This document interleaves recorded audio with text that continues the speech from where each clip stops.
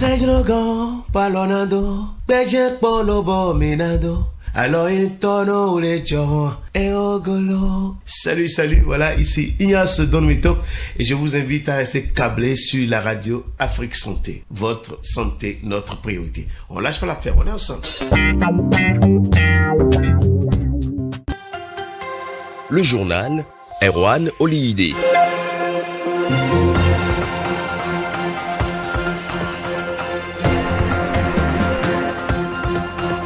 Nous sommes lundi 18 décembre 2023. Dans exactement 2 semaines, ça sera le 1er janvier 2024. Mesdames et messieurs, bonjour. Que vous soyez bienvenus à l'Info Santé 9h en direct du studio Vincent Folly au Bénin. Nous sommes à l'ONG Cœur d'Ange au chevet des enfants hospitalisés au centre hospitalier Université de Zone à Bomekelavi-Soava. Cette association à but non lucratif a fait don de kits sanguins aux enfants de cet hôpital. Précision à venir en début d'édition. Il est là depuis quelques jours au Bénin. L'Amaton, dans les minutes à suivre, Dr Selami Agossou, médecin ORL, nous dira les dispositions à prendre en cette période d'Amaton pour éviter le rhume. Si le préservatif masculin est bien connu au Bénin, on ne peut pas en dire autant du préservatif féminin. Pourquoi les femmes n'utilisent pas vraiment le préservatif féminin? Réponse dans un magazine à suivre dans le dernier tournant de ce journal. Voilà pour les principaux titres. À la technique Tibus Arihenou, à la réalisation Nadirat Biopéragui. Bienvenue à tous. Pour apporter un peu d'espoir aux enfants démunis admis au service pédiatrique du centre hospitalier Université de Zone à Bomekelavi-Soava, l'organisation non gouvernementale Cœur d'Ange a fait un don de kits sanguins samedi dernier. Cette action vise principalement à réduire le taux de mortalité infantile lié à la pénurie de sang dans nos hôpitaux. Détail Romaric Tokbe.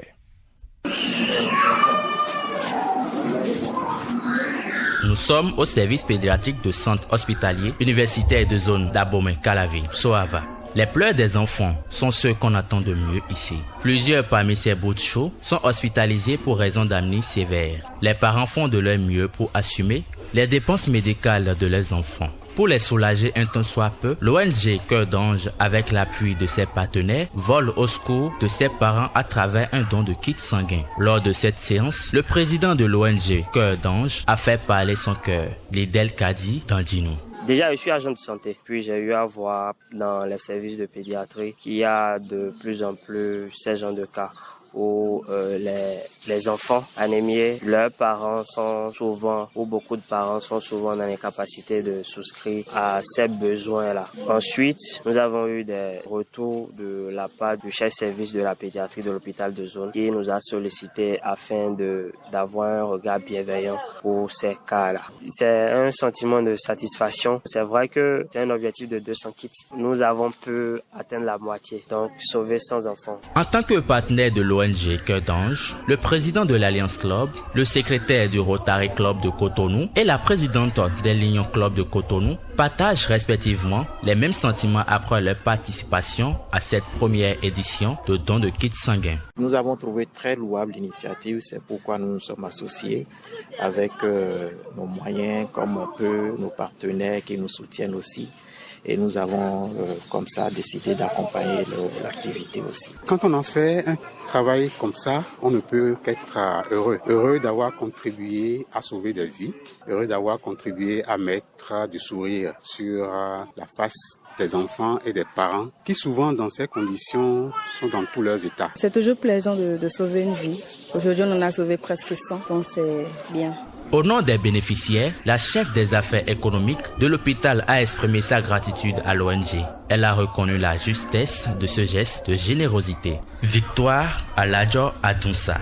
Vraiment ma joie ce jour pour ce beau cadeau qui pense aux enfants. Les enfants sont des anges, hein, sans vous mentir. Vous savez que Calavi est une cité dortoir, tout le département. Voilà, donc nous avons des démunis vraiment qui sont là. C'est vrai que l'État a mis en place des fonds, mais sans vous mentir, ça ne nous permet pas vraiment de prendre tous ces démunis en charge. Donc c'est vraiment une difficulté pour nous. C'est pourquoi je salue vraiment votre action. Ça va vraiment nous soulager dans la gestion ou la prise en charge des enfants. Donc j'implore vraiment la bénédiction de l'Éternel sur tout un chacun de vous. Je promets faire un bon usage. Je vous promets également la traçabilité des fonds. Merci pour avoir pensé à nos enfants. Merci pour avoir porté vos choix sur notre centre. Merci pour la confiance que vous avez faite. Soyez bénis. Tout est bien qui finit bien. La séance de ce samedi s'est déroulée sans encombre. L'espoir est au rendez-vous chez les parents qui bénéficient de ces kits sanguins.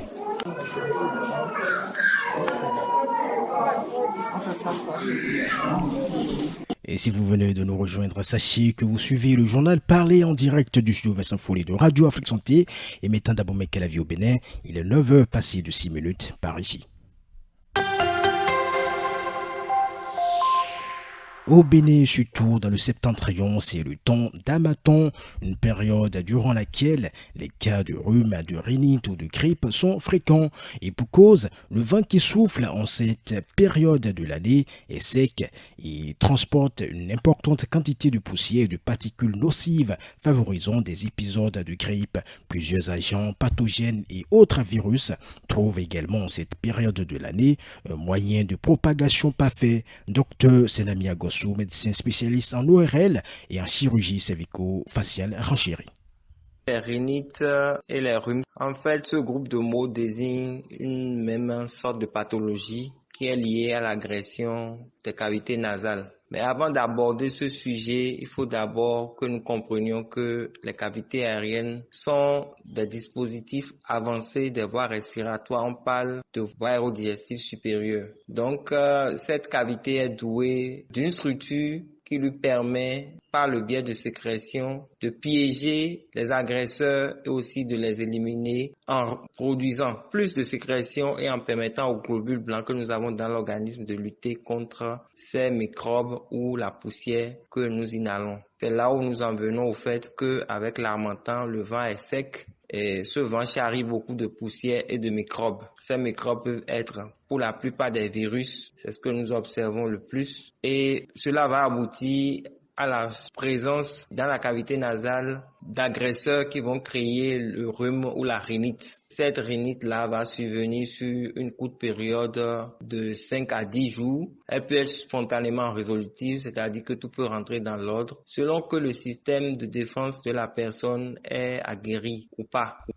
En cette période d'Hamaton, le rhume ne vient souvent pas seul. Il est accompagné d'autres symptômes. Dr Senamia Gossou nous parle des sujets les plus exposés au cas de rhinite. Cela peut s'accompagner d'une fièvre, d'une fatigue, d'une altération de l'état général et des rhinites et les rhumes. D'autres signes qui vont atteindre la cavité nasale, c'est-à-dire que le nez est bouché. La personne a des maux de tête, il est enrhumé, il se mouche sans cesse. Les sécrétions peuvent passer dans la gorge. Il va racler la gorge pour pouvoir les extraire, les éliminer. Cela peut entraîner une toux aussi. En cas d'une surinfection, c'est-à-dire que si une autre bactérie s'y associe, cela peut entraîner une infection qui va toucher les cordes vocales, la trachée et puis les poumons. Donc les sujets à risque sont surtout les enfants, les personnes âgées, les sujets qui ont par exemple des problèmes d'asthme, déjà sont exposés un peu plus parce que leur capacité respiratoire est réduite. Il faut citer aussi les sujets dont les défenses immunitaires sont réduites. Par exemple, les sujets qui sont diabétiques ou qui ont le VIH-Sida, leurs moyens de défense sont déjà réduits. Donc, ces personnes sont le plus exposées que le sujet normal. Il n'existe ni vaccin ni médicaments contre les nombreux virus du rhume. Toutefois, certaines mesures peuvent atténuer les symptômes désagréables. Le spécialiste en ORL et en chirurgie cervico-faciale nous dit les dispositions à prendre en cette période d'Hamaton pour éviter le rhume. Il ne manque pas d'aborder un pan de la prise en charge de la maladie. Dr Senamia Gossou, qu'on écoute à nouveau.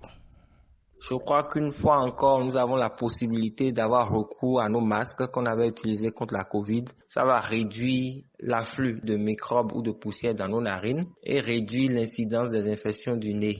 Maintenant, si quelqu'un est enrhumé, le plus simple, c'est de faire un lavage de nez à base de sérum salé. C'est le plus efficace de tous les traitements. Le sérum physiologique, c'est une solution qui respecte la cavité nasale et qui n'a aucune conséquence sur la qualité du nez, sur son fonctionnement bien sûr. Si ce traitement est fait tôt, le sujet doit pouvoir retrouver sa qualité respiratoire au bout de 2 à 3 jours. Bien sûr, on peut y associer un antalgique ou un antipyrétique de la vitamine C. Cela permet de corriger les symptômes tels que les maux de tête et la fièvre. En cas de persistance, il faudrait mieux avoir recours à un médecin généraliste ou un médecin ORL. Les signes d'alarme seront que les maux de tête perdurent ou se localisent d'un côté, que les narines restent bouchées, ou les sécrétions qui au départ étaient claires deviennent jaunâtres, purulentes, sentent mauvais, la toux s'installe ou il y a une gêne respiratoire. Dans ces cadres-là, vous avez besoin de consulter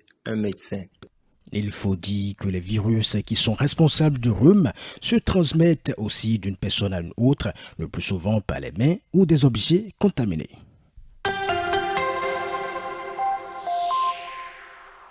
Je vous en disais un mot dans les titres, mesdames et messieurs. Depuis un certain nombre d'années déjà, des moyens de prévention et de planification de grossesse ont été instaurés afin d'aider les familles, mais aussi les jeunes dans leur santé sexuelle. Au vu de ces moyens de prévention, on a le préservatif. Si le préservatif masculin est bien connu au Bénin, on ne peut pas en dire autant du préservatif féminin. Plusieurs sont-ils à ignorer l'existence de ce préservatif. Certains, par contre, en ont connaissance, mais ne veulent pas l'utiliser pour diverses raisons. Dans ce mini-magazine, Marielle Dou tente de comprendre les raisons pour lesquelles bon nombre de femmes n'utilisent pas le préservatif féminin. Il existe deux types de préservatifs. Le préservatif masculin, encore appelé préservatif externe, et le préservatif féminin, également appelé préservatif interne. Les préservatifs internes sont les moins courants pour diverses raisons. Ces arguments sont avancés ici par quelques dames rencontrées dans la ville d'Abomey-Calavi. J'en connais, juste que je sais que ça a des avantages, mais ça ne m'a jamais intéressé d'aller vers. J'entends parler, mais je n'ai jamais vu ça. Je sais que les préservatifs féminins existent, mais je n'en ai jamais fait l'usage. Parce que je n'ai pas jugé important, ou bien je me suis dit qu'avec ça, le sexe serait pas intéressant.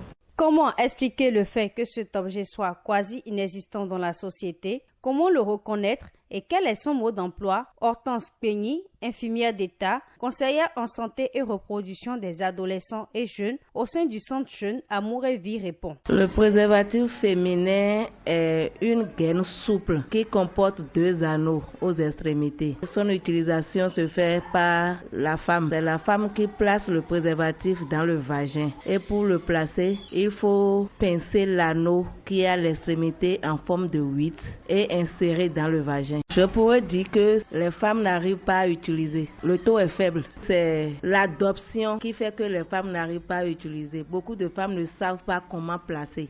Selon les chiffres officiels, sur une durée de 5 ans, seulement une femme sur 10 a recours au préservatif féminin. Cela se justifie par le manque d'informations sur le sujet et le fait de penser que le préservatif est une affaire d'homme. Hortense Peigny revient sur l'utilité du préservatif féminin. La conseillère en santé et reproduction des adolescents et jeunes au sein du Centre Jeune Amour et Vie ne manque pas de dire où l'on peut se l'en procurer. On peut en trouver dans tous les centres Jeunes Amour et Vie. Nous avons 25 centres Jeunes Amour et Vie. Et dans tous ces centres Jeunes Amour et Vie, vous pouvez en procurer. Et c'est à 100 francs l'unité. Il faut ajouter qu'à l'instar du préservatif masculin, le préservatif féminin est aussi disponible en pharmacie sans prescription médicale. Ce préservatif est fin et confortable grâce à son aspect lubrifié. Il est idéal pour les personnes allergiques au latex.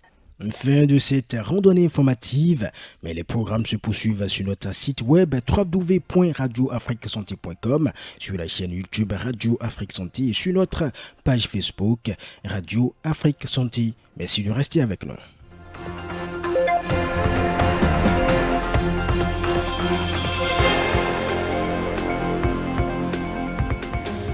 Ou écoutez Radio Afrique Santé. C'est simple, nous sommes partout sur le net à l'adresse www.radioafriquesanté.com et sur nos applications gratuites à télécharger dans Google Play et Apple Store. Suivez-nous sur les réseaux sociaux Facebook, Twitter et Instagram. Nous sommes avec vous partout, ne manquez plus une seule information. N'oubliez pas, en voiture, au travail ou à la maison, restez à l'écoute de Radio Afrique Santé, votre santé, notre priorité.